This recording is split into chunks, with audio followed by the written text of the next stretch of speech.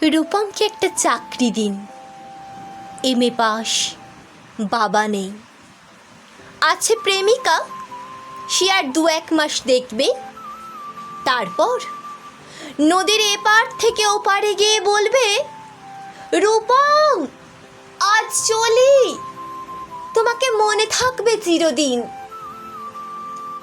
রূপমকে একটা চাকরি দিন, যে কোনো কাজ, পিয়নের কাজ হলেও চলবে। তমালবাবু ফোন তুললেন। ফোনের অন্য প্রান্তে যারা কথা বলেন তাদের যেহেতু দেখা যায় না, সুতরাং তারা দূর কেউ। তমালবাবু মামাকে বললেন, রূপমের একটা চাকরি দরকার।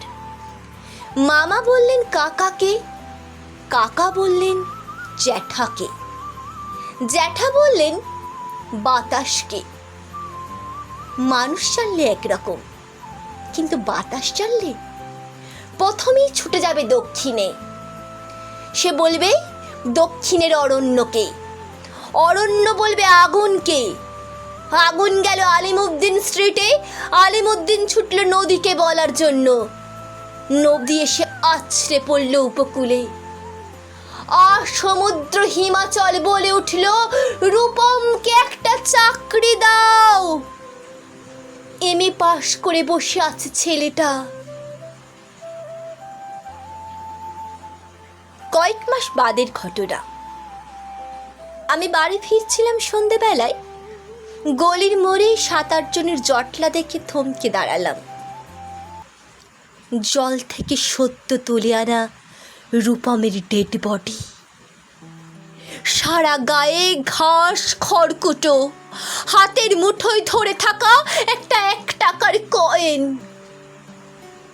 পাবলিক বুক থেকে কাউকে ফোন করতে চেয়েছিল রূপম। ভারত সরকারের 1 টাকা কয়েনের দিকে আমার চোখ। সারা গায়ে সবুজ ঘাস, ঘাস নয়, অক্ষর।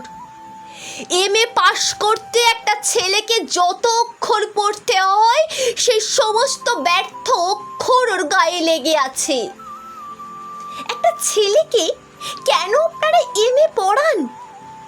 কোন আহ্লাদে 8খানা বিশ্ববিদ্যালয় বানিয়েছেন? তুলে দিন।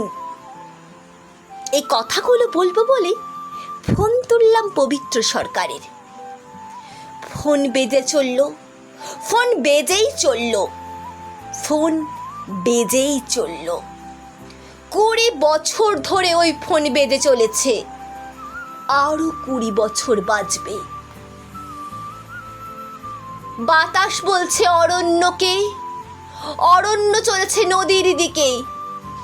নদী উপকূল থেকে আছড়ে পড়ে বলল, রূপমকে একটা চাকরি দিন। কে রূপম?